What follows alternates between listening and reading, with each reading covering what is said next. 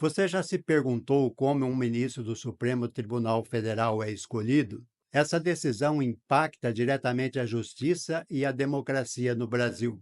Hoje vamos detalhar o processo de nomeação, desde os requisitos até a aprovação final, ilustrando o caso do ministro Alexandre de Moraes, sua atuação e as críticas que enfrenta, especialmente dos setores ligados à direita política no Brasil. Os requisitos para ser um ministro do STF. De acordo com o artigo 101 da Constituição Federal, para ser ministro do STF, o candidato deve ser brasileiro nato, ter entre 35 e 70 anos de idade e possuir notável saber jurídico e reputação ilibada. Na prática, os indicados geralmente são juristas, magistrados, membros do Ministério Público ou professores de direito com trajetória respeitada no meio jurídico. As etapas do processo de escolha. A escolha é discricionária do presidente da República, sem lista prévia a ser seguida.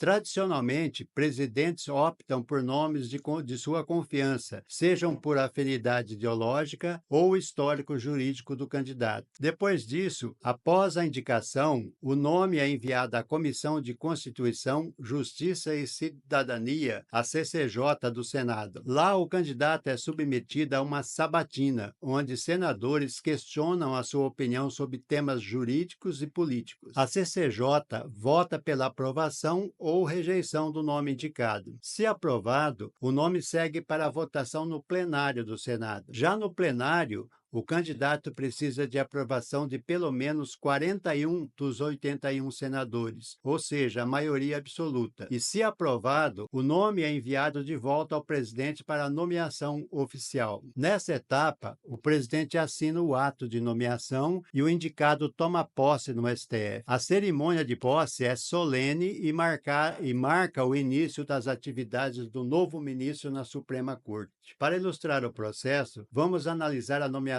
de Alexandre de Moraes. A indicação de Alexandre de Moraes aconteceu em 2017, após a morte do ministro Teori Zavascki, quando então o presidente Michel Temer indicou ele que era seu ministro da Justiça e filiado ao PSDB. Deputados da base aliada elogiaram a escolha, destacando a capacidade jurídica de Moraes. Durante o processo de indicação, diversos parlamentares manifestaram-se publicamente contra a sua nomeação, especialmente membros do Partido dos Trabalhadores e do PSOL. Além disso, houve iniciativas coletivas, como a entrega de um abaixo-assinado com mais de 270 mil assinaturas à CCJ do Senado, organizado pelo Centro Acadêmico 11 de Agosto da Faculdade de Direito da USP, expressando repúdio à indicação de Moraes. Essas manifestações refletiram preocupações sobre a possível influência político-partidária na atuação de Moraes como ministro do STF, devido à sua filiação ao PSDB e à sua posição como ministro da Justiça à época da indicação. Nos últimos anos, Alexandre de Moraes tem sido alvo de intensas críticas vindas de setores ligados à direita política brasileira, principalmente de apoiadores do ex-presidente Jair Bolsonaro. As principais alegações incluem a atuação dele nas eleições de 2022. Como presidente do Tribunal Superior Eleitoral, o TSE,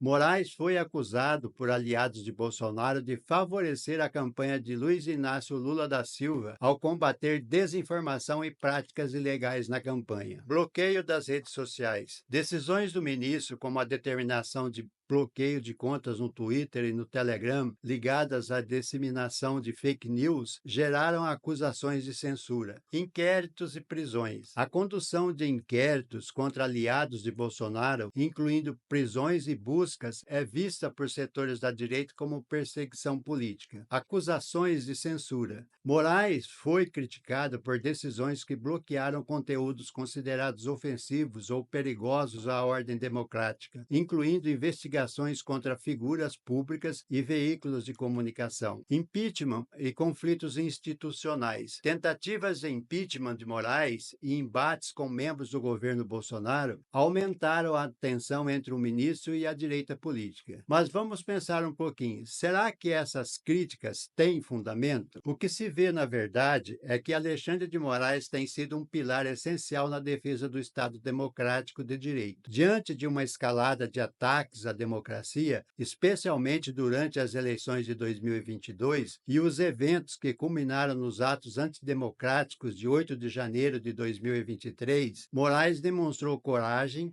e determinação em conter práticas ilegais que colocavam em risco a ordem institucional. A acusação de que teria favorecido a candidatura de Lula ignora o fato de que sua atuação seguiu rigorosamente a legislação eleitoral. A sua postura firme ao combater desinformação e práticas abusivas durante a campanha não foi uma questão de parcialidade, mas de aplicação da lei. O bloqueio de redes sociais e contas usadas para propagar fake news e ataques ao STF não pode ser confundido com censura. Nenhuma democracia moderna permite que os discursos de ódio, ameaças explícitas e incitação a golpes fiquem impunes. Liberdade de expressão não significa liberdade para disseminar mentiras e atentar contra a democracia. Além disso, a condução dos inquéritos contra figuras públicas envolvidas em atos antidemocráticos seguiu os trâmites legais e foi acompanhada de provas robustas. As prisões determinadas por Moraes não foram arbitrárias, mas sim fundamentadas em evidências concretas. Diante de ataques diários, inclusive de setores que pedem a sua destituição, Alexandre de Moraes se mantém firme no cumprimento do seu dever constitucional. Se existe algo que incomoda certos grupos políticos, é o fato de que o Brasil conta com um ministro do STF que não se curva a pressões e age para garantir que a lei seja respeitada por todos, independentemente da ideologia política. Conclusão: o processo de escolha de um ministro do STF é criterioso, envolvendo a decisão presidencial e o aval do Senado. No caso de Alexandre de Moraes, sua nomeação gerou forte oposição, mas a sua atuação ao longo dos anos provou sua importância na defesa da democracia. As críticas que ele recebe, principalmente da direita,